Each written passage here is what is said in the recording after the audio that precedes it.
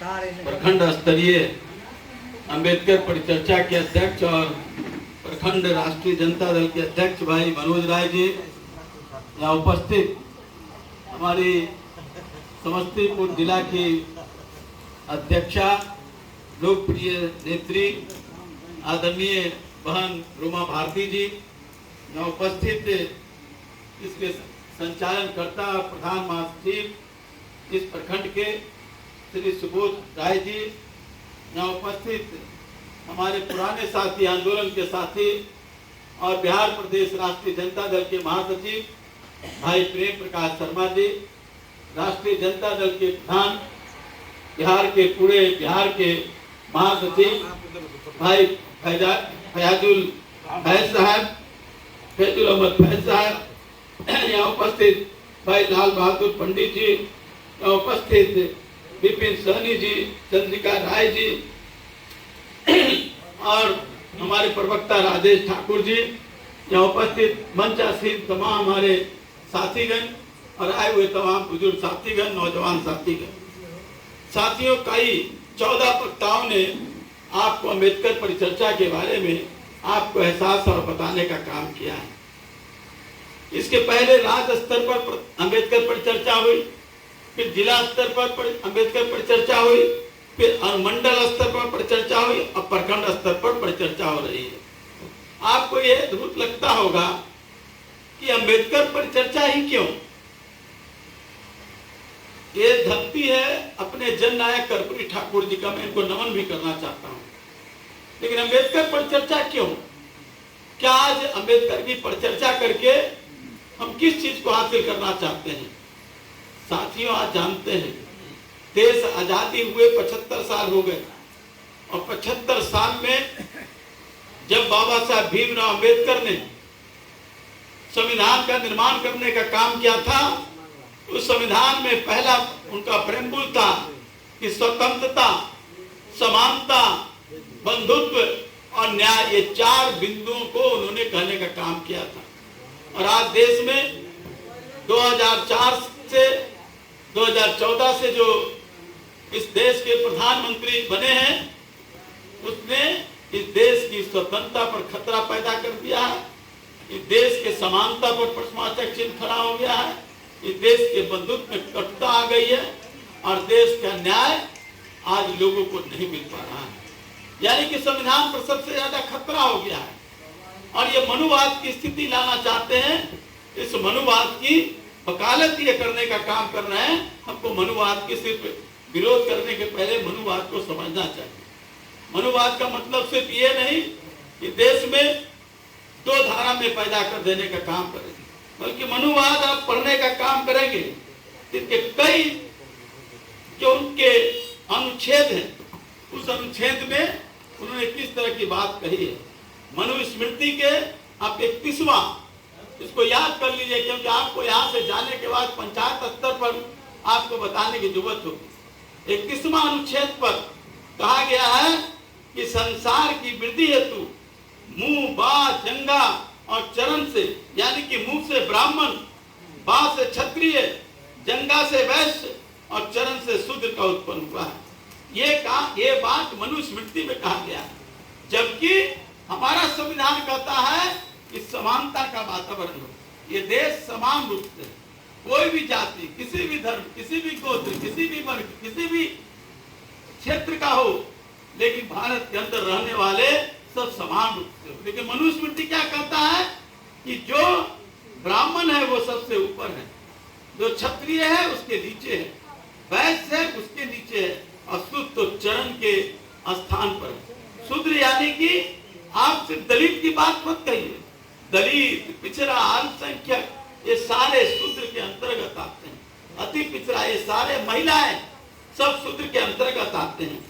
बड़ी महिलाएं आज शिव चर्चा की बात कर रही है, बड़ी आज जाते हैं लोग अंधविश्वास में, पाखंडवाद में, लेकिन उसी के अनुच्छेद में कहा गया है कि 88 से लेकर के 91 अनुच्छेद में उन्होंने कहा है कि महिलाओं को अपने पुरुष प्रधान ये देश होना चाहिए, महिलाओं को अपने पति के प्रति, महिलाओं को अपने पिता के प्रति, महिलाओं को अपने पुत्र के प्रति नेतृत्व को स्वीकार करना चाहिए, उनको घर से बाहर निकलने की जरूरत नहीं। ये मनुस्मृति कहता है, मैं नहीं कह रहा हूं, ये मनुस्मृति कहता है, जिसकी बखान इस देश का जो शासक वर्ग है, जिस संविधान को लाने का काम कर रहा है। 88 से 91 जो उसकी जो मनुस्मृति है, उसके अनुच्छेद में कहा गया है कि महिला पुरुष के अधीन रहने का काम करे, वो घर से बाहर निकलने का काम नहीं करे, वो अपने को सजने संवरने का काम नहीं करे, वो अपने को शिक्षा से मरहूम रहने का काम करे, शिक्षा उसके पास कभी जाना नहीं चाहिए, ये कहा है। और 98 से 99 तक पृथ्वी पर ब्राह्मण ही सर्वश्रेष्ठ है। उन्होंने 123 अनुच्छेद में कहा है कि शूद्र सिर्फ और सिर्फ ब्राह्मण की सेवा करने के लिए है, वो रोजगार उसका सिर्फ ब्राह्मण की सेवा है। ये उन्होंने 123वें अनुच्छेद में कहा है। और 135वें अनुच्छेद में कहा है कि 10 वर्ष का भी ब्राह्मण है वो पूजनीय है, ब्राह्मण देवता तुल्य है और ब्राह्मण पिता के समान है। 125वें में उन्होंने कहा है कि जूठा पुराना वस्त्र, पुराना ओढ़ना, बिछौना का उपयोग शूद्र को करना है, इससे ऊपर की सोचने का काम नहीं करते। और 126 में तो उन्होंने और भी ज्यादा कह दिया कि धर्म का धन संचय का अधिकार किसी शूद्र को नहीं है। तो ये है मनुस्मृति। लेकिन हमारा संविधान जो कहता है, जो प्रेमूल है हमारा संविधान का, वो प्रेमूल ये कहता है कि हम भारत के लोग भारत को एक संपूर्ण प्रभुत्व संपन्न समाजवादी धर्म निरपेक्ष यानी कि सभी धर्म को लोकतांत्रिक गणराज्य बनाने के लिए और उसके समस्त नागरिकों को सामाजिक, आर्थिक, राजनीतिक न्याय, विचार, व्यक्ति विश्वास, धर्म और उपासना की स्वतंत्रता, प्रतिष्ठा के अवसर, समता प्राप्त करने के लिए तथा उन सब में व्यक्ति की गरिमा और राष्ट्र की एकता और अखंडता सुनिश्चित करने की बंधुता बढ़ाने के लिए हम दृढ़ संकल्पित हैं। ये हमारा संविधान कहता है। और मनुस्मृति क्या कहता है कि लोगों में बांट करके रखो, महिला को उठाने दो। हमारे भी बहन रोमा जी कह रही थी, रेल चला रही है महिला, संसद में भाषण दे रही है, हमारे जिला की अध्यक्षा है रोमा जी। अब तो सीमा पर भी हमारी महिलाएं सीमा की सुरक्षा करने का काम कर रही है और सीमा पर जो हमारा दुश्मन है उससे दो हाथ करने के लिए तैयार है। अंतरिक्ष चला रही है महिला, आपको याद होगा चंद्रमा तक हमारी महिला गई और इसी हिंदुस्तान की महिला गई। तो आपको बताना होगा कि जब महिला में इतनी सामर्थ्य, इतनी शक्ति है, तो फिर मनुस्मृति क्यों कहता है। और मनुस्मृति के बाद जो भारतीय जनता पार्टी है, जिसकी मूल पार्टी है राष्ट्रीय स्वयंसेवक संघ आरएसएस तो और भी ज्यादा बात करता है। आरएसएस की अगर बात सुन लीजिएगा, जो आज बड़ा बात कर रहा है कि हम सबसे बड़ा देशभक्त हैं, वो तिरंगा लेकर करके श्रीनगर जाता है कि हम ही सबसे बड़ा तिरंगा के रखवाले हैं। लेकिन आपके मन में गुस्सा आएगा जब आरएसएस के दस्तावेज को आप पढ़ने का काम कीजिएगा। आरएसएस ने अंग्रेज शासन का गुणगान, उनका गठन हुआ था 1925 में। 1925 से ऑर्गेनाइजर मैगजीन वो निकालते रहे और हर महीने उनका दस्तावेज निकलता था। 16 बार दस्तावेज उन्होंने अंग्रेजी शासन का गुणगान करने का काम किया। उन्होंने स्वतंत्रता आंदोलन भारत छोड़ने के विरोध में 16 बार उन्होंने दस्तावेज दिया है। और भी आपको चिंता होगी, और भी आपको गुस्सा आएगा कि जब जालियांवाला बाग हो रहा था, भगत सिंह की शहादत हो रही थी, उस समय वो क्या कह रहे थे कि जो लोग शहीद हो रहे हैं वो लोग कायर हैं। यानी भगत सिंह कायर थे, देश के लिए जो लड़ाई लड़ने वाला कायर था। और आज वो भगत सिंह की तस्वीर लेकर के घूम रहे हैं। आपको मालूम होना चाहिए, आपको और भी गुस्सा आएगा जब सुभाष चंद्र बोस इस देश की आजादी के लिए लड़ाई लड़ने के लिए जापान तक चले गए थे, छिप करके होते हुए, अफगानिस्तान से होते हुए, और जो हिंदुस्तानियों को आह्वान किया था, आओ आजाद हिंद फौज में शामिल हो, और आजाद हिंद फौज में शामिल होकर के किए और देश की आजादी में अपने को कुर्बान होने का काम किया। उसी समय, उसी तिथि को वीर सावरकर, जिसकी नाम आज कहते हैं जो भारत का संसद 28 तारीख को इस देश के प्रधानमंत्री उसको लोकार्पण करके उसको देने का काम कर रहे हैं, वही 28 तारीख सावरकर का जन्मदिन है। समझ जाए कि देश को कहां ले जाना चाहते हैं। और सावरकर ने क्या कहा था कि अंग्रेजों के शासन में, अंग्रेजों के सैन्य सेना में भर्ती होने का काम करो, क्योंकि उस समय द्वितीय विश्व युद्ध चालू हो गया था और उसमें हिंदुस्तान के खिलाफ अंग्रेजों का साथ देने का काम सावरकर ने करने का काम किया। ये दस्तावेज है साथियों। उन्होंने उससे भी बड़ी बात कह रहे हैं कि श्रीनगर में हम जाकर के झंडा फहराने का काम करेंगे और कर रहे हैं। सबसे ज्यादा झंडा वो लगता है कि झंडा के, लेकिन जब 1929 में लाहौर में जब भारतीय कांग्रेस का जो सम्मेलन हुआ था, उस समय कांग्रेसी पार्टी थी जो देश की आजादी में लड़ाई लड़ रहा था, जो गोखले थे, गांधी थे, उस 1929 में फैसला लिया गया था कि 26 जनवरी 1930 को हम झंडा तिरंगा फहराने का काम करेंगे 1 लाख जगह पर। उस समय उसके जो गुलवर्कर थे उन्होंने क्या कहा कि तिरंगा झंडा का हम स्वीकार करने का काम नहीं करेंगे। देखा, हिंदू व्यवस्था में 3 जो अंक है वो अशुभ है और ये तिरंगा जो है 3 रंगों से बना हुआ है, ये शुभ है। और जिस तरह कमीज और कोट को हम सीने का काम करते हैं दर्जी के माध्यम से, उसी तरह से झंडा को सी करके बनाया जा रहा है। इस झंडा का प्रतिवाद करते हैं। और 30 जनवरी 1931 को जब तिरंगा झंडा फहर रहा था तो गुरु गोलवलकर और उनके जो हितवार हैं वो भगवा झंडा फहराने का काम कर रहे थे। ये है राष्ट्रभक्त, ये है राष्ट्रभक्त जो भारतीय जनता पार्टी जिस तरह से करने का काम कर रही है। तो साथियों, समझने की जरूरत है कि आज हमारे साथ क्या हो रहा है, क्या हमारे साथ दुख दर्द हो रहा है, किस तरह से आरएसएस हमारा अपमान करने का काम कर रहा है। ये सारी सवाल है साथियों, इस देश के लिए नुकसान है। 1942 में साका में कहा था कि जातिवाद को मानना चाहिए, क्योंकि कहा जाता है जब गांधी और अंबेडकर अपनी लड़ाई लड़ रहे थे, हमारा गांधी से कोई विरोध नहीं, अंबेडकर से कोई मेरा बहुत ज्यादा लगाव नहीं, लेकिन अंबेडकर और गांधी में जिस तरह से लड़ाई लगाने का काम किया जाता है, इस बात को समझने की जरूरत है। गांधी भी पिछड़ों के, दलितों के हमदर्द थे और अंबेडकर भी उन्हीं की लड़ाई लड़ने का काम करते थे, क्योंकि अंबेडकर ने जिस जीवन को जीने का काम किया, जिस प्रताड़ना, जिस उपहास को सहने का काम किया, अंतर एक नहीं था। दोनों दलितों का उत्थान चाहते थे, लेकिन गांधी ने कहा था कि देश आजाद हो जाएगी, उसके बाद बड़े लोग, संपन्न लोग अपना विचार बदलेंगे धीरे धीरे।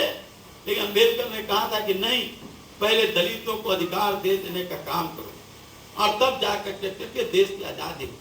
यही एक बिंदु पर लोगों का विरोध था, लेकिन पूना पैक्ट हुआ और पूना पैक्ट के बाद समझौता हुआ और दलितों को अधिकार मिला।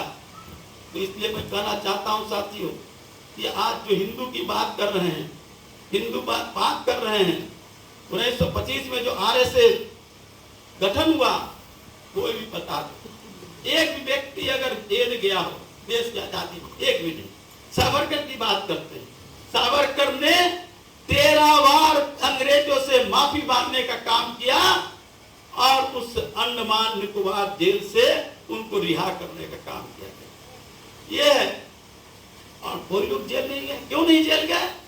उनके ऐसे मुंजे हैं, उन्होंने लिखा है ऑर्गेनाइजर में कि अगर अंग्रेजों के खिलाफ लड़ोगे तो हिंदू राष्ट्र की लड़ाई जो हम लड़ने का काम कर रहे हैं, हम जगह जगह साठा लगाने का काम कर रहे हैं, इनका वो प्रतिवाद करेंगे, इसलिए अंग्रेजों का साथ देने का काम करें। ये अंग्रेजों की गुलामी की है। इन्होंने लोगों को, जो स्वतंत्रता आंदोलन में लोग थे, उसको पकड़वा करके मुखबिरी करने का काम किए। इसके साथ ये बड़ा सवाल है। संविधान जो आज खतरे में, हमारे कई वक्ताओं ने फैज साहब को भी कहने का काम किया, अम्बेडकर साहब का, इसलिए हम लोग चर्चा करने का काम कर रहे हैं। गांव गांव में जाइए और बताने का काम कीजिए कि मनुस्मृति क्या है, आरएसएस क्या है। भारतीय जनता पार्टी जब से आई है, जब से यहाँ सरकार बनी है, आपको ये बता करके आपको आश्चर्य हो रहा होगा, ये हमारा रिपोर्ट नहीं है, दावोस है एक इंटरनेशनल, वहां पर फाइनेंस जो वहां पर रिपोर्ट बनता है, उस रिपोर्ट में है इस देश का, भारत देश का पूरी संपत्ति का 45-40% जो संपत्ति है वो सिर्फ 1% लोगों के पास है, 1% लोगों के पास है, और इस देश के 50% लोगों के पास सिर्फ 3% पूंजी है, संपत्ति है। ये है स्थिति, ये हमारा रिपोर्ट नहीं है। और जो इंडेक्स है, हंगर इंडेक्स, उसमें कि भारत 107वें स्थान पर है। वो इंडेक्स को छोड़ दीजिए, आप जब गांव में जाते हैं देखते हैं भूख से लोग मर रहे हैं, लोगों को एक टाइम भोजन नहीं खा पाते हैं रात का, एक टाइम भोजन मिल गया तो मिल गया, 2 टाइम भोजन नहीं मिल पाता। ये स्थिति देश में, भूख की लड़ाई है, भूख का सवाल है, शिक्षा का सवाल है, शिक्षा का जिस तरह निजीकरण करने का काम किया जा रहा है, शिक्षा को जिस तरह बेचने का काम किया जा रहा है, जेएनयू बिकने के कगार पर है, जहाँ सबसे ज्यादा हमारे लोग सस्ते दाम में हमारे बच्चे पढ़ करके आगे बढ़ते हैं और देश को निर्माण करने की बात करते हैं।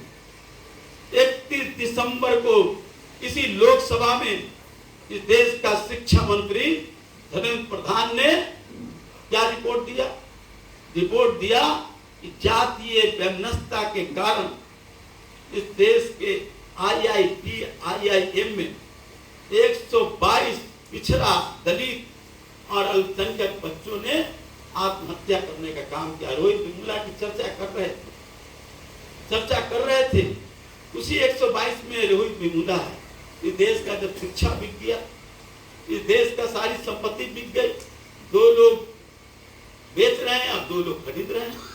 इस देश को बचाना है या देश को बिगाड़ना है? कर्पूरी ठाकुर ने देश की आजादी की लड़ाई में लड़ी। हमारे नेता लालू यादव जब सरकार बनी, उन्होंने क्या कहा कि देश के जो गरीब गुरबा है उसको शिक्षा देने का काम करो, शिक्षित होंगे। अम्बेडकर साहब ने जो कहा उस बात को हमारे नेता लालू यादव ने कहा, शिक्षा की ज्योत जलाने का काम करो। लेकिन आज शिक्षा तो बेचने के काम की जा रही है। जो गरीब का बेटा है वो सरकारी स्कूल में पढ़ करके वो कंपटीशन में भाग नहीं ले सकता है, लेकिन जो अमीर का बेटा है, बड़े लोगों का बेटा है, वो डोनेशन दे करके बड़े बड़े स्कूल में पढ़ करके, और जिस इलेक्ट्रल सिस्टम की बात फैसला कर रहे थे, वो सिस्टम और जो बड़े लोग पढ़ करके आ करके वो यूपीएससी का एग्जाम दे करके हमारे लोग प्रतिभागी नहीं बन सकते। अंग्रेजों ने मेघालय का शिक्षा नीति लाया था और मोदी ने नई शिक्षा नीति लाई है। तो नई शिक्षा नीति में क्या है? इस तरह से जो गरीब गुरबा है उसका कट ऑफ मार्क क्या है, और जो बड़े लोग हैं उसका कट ऑफ मार्क क्या है। आज की जो आर्थिक स्थिति का जो कट ऑफ मार्क है वो कितना है, उनका कितना है, आप देखेंगे हमारे साथ व्यवस्था करने का काम किया जा रहा है। शिक्षा हमें मिलेगा नहीं, खाना हमको मिलेगा नहीं, हम भोजन के बिना 5 किलो अनाज की बात कही जा रही है। लेकिन इसी देश का आंकड़ा है, भारत सरकार का आंकड़ा है कि 69% इस देश की महिला कुपोषित है और 64% बच्चे इस देश की कुपोषित है।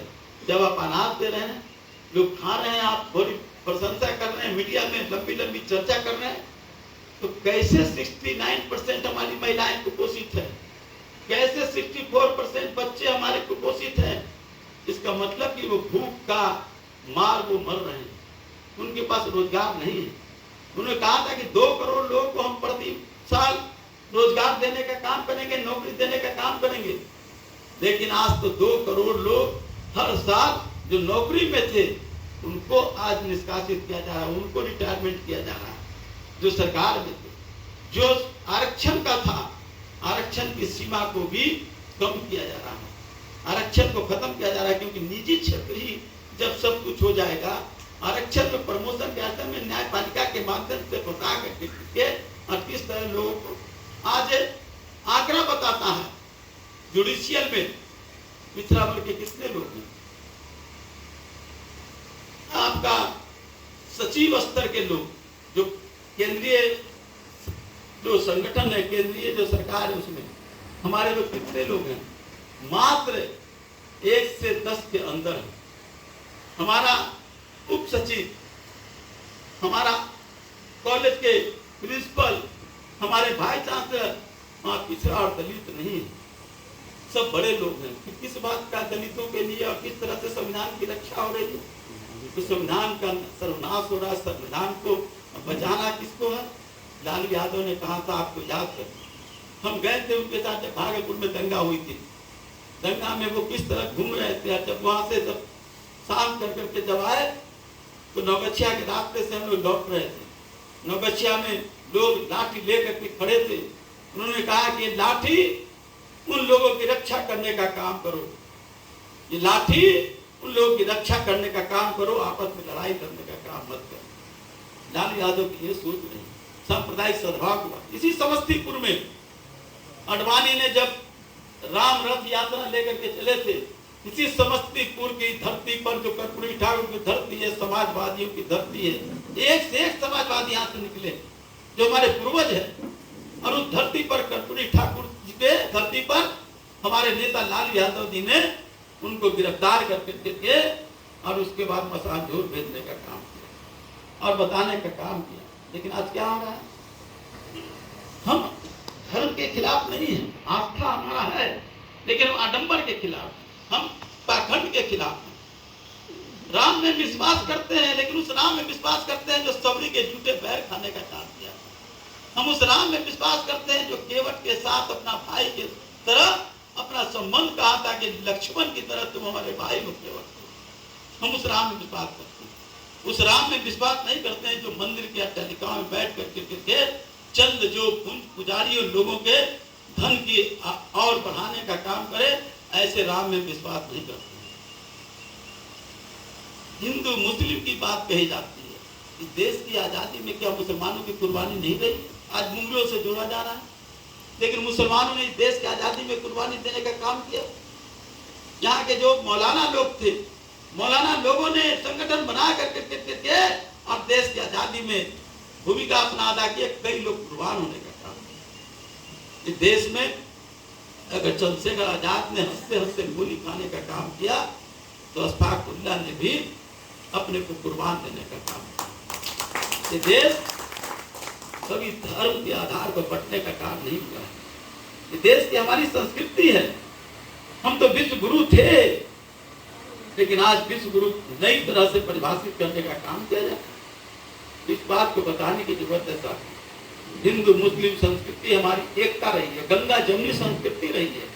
हम एक साथ रहेंगे तभी देश बनेगा। देश को हम आगे बढ़ाने का काम करें।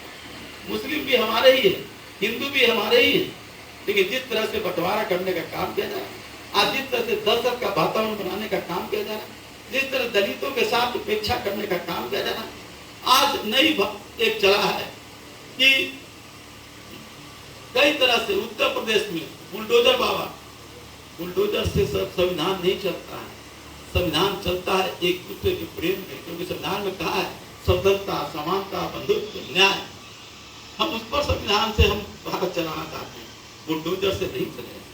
आज जिस तरह से आज मुसलमानों में दहशत का वातावरण करने का काम किया जा रहा है, राष्ट्रीय जनता दल के कार्यकर्ता साथी लालू यादव ने बराबर कहा है, उसको हमको याद रखने की जरूरत है कि हमको उसकी रक्षा करना है, उसकी सुरक्षा करना है। वो भी हमारे लोग हैं। अगर कोई घटना घटे तो वहाँ आप लोग सब लोग इकट्ठा हो करके और उसको दिलासा, उनको विश्वास और उनकी सुरक्षा देने का काम करेंगे। यही है राष्ट्रीय जनता दल का अपना पहचान। साहब जी आप जाएं उन गाँव में, दलितों को ये कथावाचक लोग आ रहे हैं, कथावाचक लोग गांव में जाकर के चर्चा कर रहे हैं। हमारी महिलाओं को शिव चर्चा की चर्चा करा रहे हैं, लेकिन हम भीम की बात, अपने अम्बेडकर की बात, अपने संविधान की बात कहना भूल गए।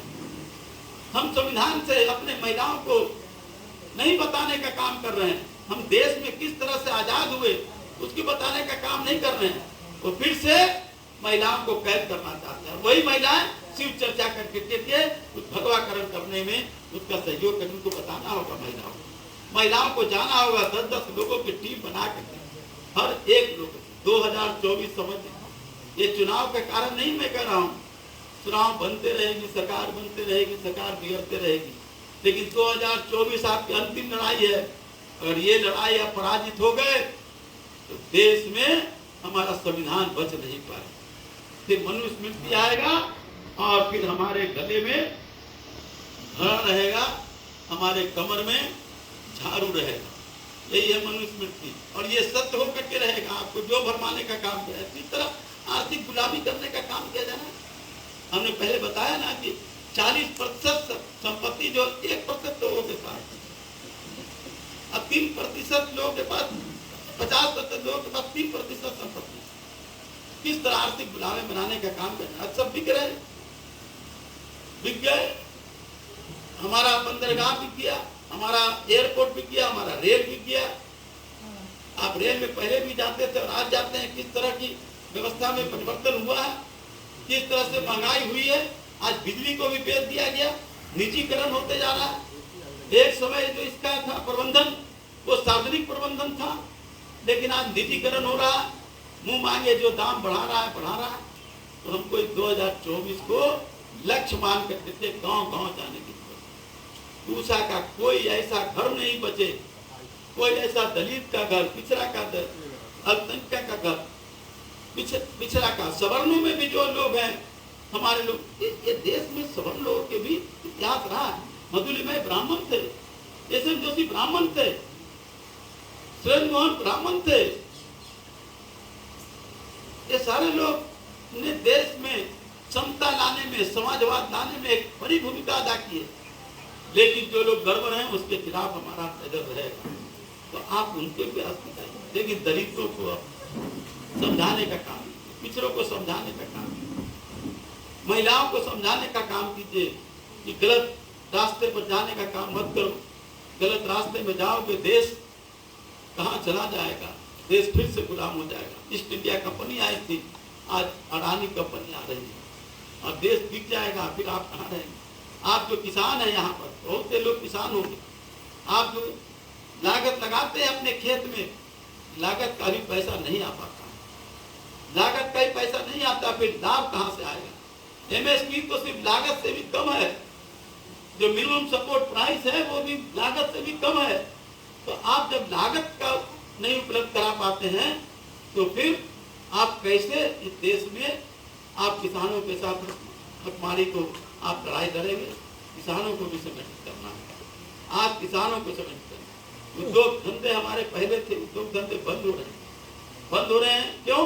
क्योंकि निजीकरण के हाथों में चला जा रहा है। देश की जो नीति रही और बिहार सरकार ने, जब तेजस्वी यादव ने निर्णय लिया, राष्ट्रीय जनता दल के हमारे जो युवा नेतृत्व है निर्णय लिया, लालू यादव ने निर्णय लिया कि हम भारतीय जनता पार्टी को परास्त करेंगे, तो जितना भी ज्यादा संख्या एमएलए की हो, लेकिन हम पहले भारतीय जनता पार्टी को हटाएंगे और नीतीश के नेतृत्व में हम लोगों ने सरकार बनाने का काम। सरकार बनी और वही एक बिंदु रहा जहाँ के बाद सारे देश में एक लोगों को जागरूकता हुई। अब बीजेपी के खिलाफ आज महाअघाड़ी महाराष्ट्र में लोग मिल करके कर रहे हैं। आज कर्नाटक में कांग्रेस की सरकार बन गई, हिमाचल में कांग्रेस की सरकार बन गई और आज लोगों में धकधकी है। यही कारण है कि लोगों को हिंदू बनाम मुस्लिम और हिंदुओं में भी हिंदू को बनाने का मैं पूछने का करिए। आरएसएस के लोग चौक चौराहे पर जब चर्चा करें, कहिए कि जो मनुस्मृति में जो लिखा है, जो आरएसएस की किताबों में लिखा है कि दलितों के साथ किस तरह से बर्ताव किया जाए, क्या ये बर्ताव होगा? और उससे पूछिए कि आरएसएस के जो संचालक हैं, जो 4 जो हैं, या शंकराचार्य जो 4 हैं, 4 में कौन लोग हैं? क्या एक पिछड़ा, एक दलित नहीं हो सकता है? क्या कोई महिला नहीं हो सकती है शंकराचार्य? क्या हमारे यहाँ पढ़े लिखे लोग नहीं है? क्यों नहीं उसका कंपटीशन हो? क्यों नहीं मंदिरों पर से पुजारी एक ही वर्ग का लोग रहेगा? उनसे पूछने का काम था। इस पास में उसको ले जाइए, पूछने का काम कीजिए कि भूख की जो लड़ाई है, वो लड़ाई को कैसे लड़ा जाएगा? क्या अडानी अंबानी के हाथ में ही देश का अर्थव्यवस्था रहेगा? क्या वही जैसा नीति बनाएगा अर्थनीति, वो सही अर्थनीति बनेगा? तो उससे आप पूछने का काम कीजिए, उसको उसमें उलझाने का काम कीजिए। नहीं तो वो हिंदू धर्म, मुस्लिम, पाकिस्तान, हिंदुस्तान की बात करके आपको दिग्भ्रमित करेगा और आपको तोड़ने की काम करेगा। इसलिए साथियों, जो मनुवाद को नए रूप में आरएसएस के द्वारा लाया जा रहा है और भारतीय जनता पार्टी जिसको बड़े ही ढंग से एक आता है बयान, एक आता है प्रचार किसी कंपनी का, धीरे से जोड़ का झटका, वही है, धीरे से जोड़ का झटका हम लोग को आरएसएस के लोग और बीजेपी के लोग दे रहे हैं। उससे बचने की जरूरत है, बचने की जरूरत है। तब जब राष्ट्रीय जनता दल के एक काम करता है कि लोग आज जो यहाँ हैं अपने लोगों को जोड़ने का काम, हो सकता है आपस में किसी बात का लोगों में कुछ बातें हों, उनको छोड़िए। बड़ी लड़ाई अभी लड़ रहा है, लड़ाई है कि बिहार के 40 से 40 सीट तेजस्वी यादव और नीतीश कुमार के नेतृत्व में हम दिल्ली पर कब्जा करेंगे। और जिस दिन बिहार का 40 के 40 सीट, झारखंड का हमारा सभी सीट और बंगाल का सीट जिस दिन आ जाएगा भारतीय जनता पार्टी के खिलाफ, उस दिन दिल्ली से भारतीय जनता पार्टी अपना लुटिया ग्रुप करके भागेगी। इसलिए बिहार सबसे लोग बिहार को देख रहे हैं, इसलिए समस्तीपुर के लोग समाजवाद आंदोलन के आप वंशज हैं, कर्पूरी ठाकुर के वंशज हैं। आज कर्पूरी ठाकुर हमारे बीच नहीं है, लेकिन वो रहते तो आज वो चुपचाप बैठने वाले नहीं रहते, देश में दौड़ा करते, देश में लोग को एकजुट करने का काम करते। लेकिन उनके विचारों से आप हैं, आप निकलिए अपने गांव में लोगों को संगठित कीजिए, लोगों को जागरूक कीजिए। आपके वोट का मजबूती से एकजुटता रहे, आपके लोगों की एकजुटता रहे, लोग आपके घरों में, आपके गांव में, आपके पंचायत में, आपके टोलों में ऐसे आरएसएस के लोग, बीजेपी के लोग अपना स्थान बना नहीं पाए। इस बात के लिए आप लोग को लड़ना है। अम्बेडकर साहब की बात, अम्बेडकर साहब तो किस तरह से अपनी कष्ट सह करके पीते, और अम्बेडकर साहब ने, आज है कोई व्यक्ति जो ऐसा, जो अम्बेडकर साहब की तरह कोलंबिया यूनिवर्सिटी और लंदन स्कूल ऑफ इकोनॉमिक्स में भी वो डिग्री लेने का काम किया और फर्स्ट क्लास फर्स्ट पे लेने का काम किया। कितनी गरीबी से जिंदगी बिताई, 4 बच्चे उनके डेथ कर गए, 4 बच्चे, जवान बच्चे डेथ कर गए। लेकिन उन्होंने अपनी पत्नी को ये कहा, रमा को, तुम देख लो, बच्चों को बचाओ, जो बचना चाहे बच जाओ। मेरी लड़ाई हम देश के तमाम जो दलित हैं उसके लिए हम पढ़ाई करने का काम कर रहे हैं, और पढ़ करके जब हम अध्ययन करेंगे, कानून का अध्ययन करेंगे, तो उसके लिए हम लड़ाई लड़ेंगे। क्या तृष्णा हुई थी, किस तरह से उनको अपमानित करने का काम किया जाता था, किस तरह उनको जब नौकरी मिली थी किस तरह अपमानित करने का काम किया गया था, किस तरह चापदार तालाब का पानी जब दलितों को नहीं पीने दिया जाता था, उसकी लड़ाई अम्बेडकर साहब ने लड़ने का काम किया था। किस तरह जब पुणे में कालका मंदिर का हरिजनों को प्रवेश नहीं करने दिया जाता था, उसके लिए लड़ाई लड़ने का काम किया, मार खाने का काम किया। अम्बेडकर साहब ने बराबर देश के लिए लड़ाई लड़ने का काम किया। और देश में जो दलित सबसे पीछे थे, सबसे न्याय उनको नहीं मिल रहा था, उसके लिए लड़ाई लड़ने का काम किया। इसलिए अम्बेडकर चर्चा के माध्यम से राष्ट्रीय जनता दल ने, हमारे नेता लालू यादव और तेजस्वी यादव ने कहा कि हम अपने कार्यकर्ताओं को, अपने नेताओं को, उनको एकजुट करके और गांव तक हम जाएंगे। जब तक गांव तक हम नहीं जाएंगे तब तक हम अपनी लड़ाई नहीं जीत सकते। आज आरएसएस के लोग गांव में जा रहे हैं, लेकिन हम लोग यहाँ पर बैठे हुए, हम आपसे बड़ा करवत प्रार्थना करेंगे कि शहर को छोड़िए, गांव में अपने अपने टोले को आप सिर्फ संचित कर दीजिए। जिस तरह किसान अपने खेत की रखवाली करता है, जिस तरह किसान अपने खेत में मिट्टी की उठा पटक करता है, जिस तरह किसान खाद देता है, और जिस तरह किसान अपनी फसल को बढ़ाने का काम करता है, उसी तरह राष्ट्रीय जनता दल ने जो विचारों के नाम से जाना जाता है, हिंदू मुस्लिम गंगा जमुनी संस्कृति और सामाजिक न्याय की जो लड़ाई, आर्थिक न्याय की लड़ाई, उस लड़ाई को आप अपने यहाँ सुरक्षित कीजिए और उन लोगों में फसल लहराने का काम कीजिए। यही हम आपसे आग्रह करना चाहते हैं। हमें आप लोगों ने इतने दिनों तक सुना, हम सब लोग हम अपनी ओर से आपके प्रति बहुत ही अनुग्रहित हैं, और हम रोमा जी को धन्यवाद देना चाहते हैं, मनोज जी को धन्यवाद देना चाहते हैं, जिन्होंने समस्तीपुर जिला में इस तरह के कार्यक्रम को और सफलतापूर्वक करने का काम किया। मुझे पता चला कि 13 पंचायत है, जो 7 पंचायत में भी चुनाव हो रहे हैं, जिसके कारण उपस्थिति कम हुई है।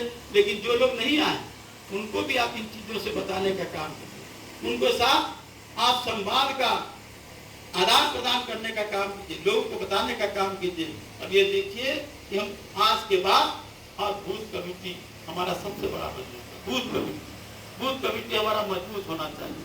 अगर हर हम बूथ पर कम से कम 10 लोगों को खड़ा कर लिए जो मजबूत हो, नौजवान हैं, जो अनुभवी लोग हैं, जो आपकी लड़ाई जीतने में कोई रोक नहीं सकता। और आज लड़ाई एक साथी ने कहा मीडिया का, मीडिया आपकी नहीं है, प्रिंट मीडिया हो या इलेक्ट्रॉनिक मीडिया हो, आपके हाथ में है सोशल मीडिया।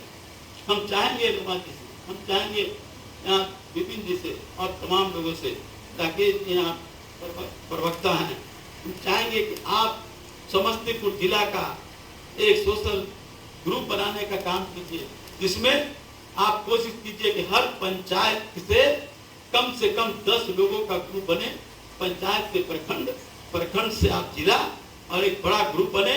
और तेजस्वी जी ने भी कहा है इसको आईटी सेल की तरह हम बनाने का काम करेंगे, और उनको हम जो राष्ट्रीय जनता दल का जो मेन जो हमारा ग्रुप है उसके साथ टैग करके आप इसको, तो तेजस्वी जी भी अपनी बात कहेंगे तो टैग कर देंगे, तो सारे हमारे कार्यकर्ता उससे जोड़ने का काम करेंगे, उनकी बातों को सुनने का काम करेंगे। हमारे कार्यक्रम जब घोषित होंगे, हमारे कोई नेता कहीं आएंगे, उससे भी उसके द्वारा आपको संदेश मिलेगा।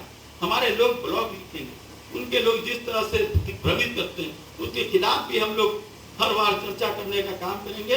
इसलिए हम चाहेंगे सोशल मीडिया को और मजबूत करने का काम, हर पंचायत में कम से कम 10 लोगों को आप ग्रुप बना करके, और पंचायत से प्रखंड, प्रखंड से जिला तक आप एक बनाने का काम कीजिए पूरा ग्रुप, और उस ग्रुप को राष्ट्रीय जनता दल के ग्रुप से और तेजस्वी यादव जी के ग्रुप से आप जोड़ने का काम कीजिए, ताकि हर लोगों का आपका आदान प्रदान हो सके। आपके साथ जब ग्रुप रहेगा तो आपके साथ वार्षिक कॉलिंग भी होगा, आपके साथ चर्चा भी करेंगे। ये काम हम लोग को जितना जल्द हो सके अपना व्हाट्सएप ग्रुप बना लेना चाहिए। ये बात हम आप सबसे आग्रह करना चाहते हैं। इन्हीं शब्दों के साथ आपके पास 2 जो भी काम है, एक है बूथ कमेटी, 31 तारीख तक बूथ कमेटी हर बूथ पर बन जाए। यहाँ पर जितने बूथ हैं 13 पंचायत में बूथ कमेटी, और दूसरा 10-10 लोग का पंचायतवार, प्रखंडवार और जिलावार हमारा सोशल मीडिया का ग्रुप बन जाए। ये आप अगर 31 तारीख तक बना लेते हैं तो समस्तीपुर सबसे अव्वल पूरे बिहार में जिला माना जाएगा। अभी तो सबसे कमजोर है, मुझे कहने में आपको कोई मैं आलोचना नहीं कर रहा, सोशल मीडिया में यहाँ सबसे कमजोर हमारा बूथ कमेटी अभी तक पूरा नहीं बन पाया, लेकिन बनाइए, समय है। लेकिन अब 7 महीना ही आपके पास समय है लड़ाई लड़ने का, तो आप जल्द से जल्द सोशल मीडिया को तैयार कीजिए एक इसी माह के अंत तक, और इसी माह के अंत तक बूथ कमेटी बना लेने का काम कीजिए। और तेजस्वी जी ने कहा है हम प्रखंड स्तर पर और जिला स्तर पर हम विश्व स्तरीय कमेटी बनाने जा रहे हैं। 15 जून तक विश्व स्तरीय कमेटी हम लोग बना के मुख्यमंत्री को दे देंगे, और 30 जून तक उसका निकाल भी जाएगा उसकी चिट्ठी। तो हमारा कार्यकर्ता जाता तो सहाय से कहीं कहीं, आज पुलिस की बात करते हैं, वीडियो की बात करते हैं, सीओ की बात करते हैं, तो हमारा विश्व स्तरीय अध्यक्ष वहाँ विश्व स्तरीय हमारा कमेटी रहेगा, वो उस बात को वहाँ पर कानूनन ढंग से लड़ाई लड़ने का काम करेगा। पहले हमारा विश्व स्तरीय कमेटी था, बहुत दिनों से, बहुत वर्षों से विश्व स्तरीय कमेटी नहीं है, तो हम लोग विश्व स्तरीय भी कमेटी बनाने जा रहे हैं, प्रखंड से लेकर के और जिला तक और राज्य स्तर तक। तो जिला का हम लोगों ने अपने अध्यक्षा को कहा है सूची उपलब्ध कराइए, सब लोगों का समावेश हो, महिलाएं भी हो, दलित भी हो, पिछड़े भी हो, सवर्ण भी हो, अल्पसंख्यक भी हो, सब लोगों को मिला करके, और जिला में प्रखंड में हमारा कमेटी बन जाएगा। और हम जो सरकारी जो व्यवधान है उस व्यवधान को भी हम कुछ दूर तक निराकरण करने का काम करेंगे। लेकिन इसके साथ साथ बूथ कमेटी और सोशल मीडिया का एक ग्रुप बनाने का काम करेंगे। इन्हीं शब्दों के साथ आप सबको बहुत बहुत धन्यवाद। जय हिंद, जय बिहार, जय राजस्थान।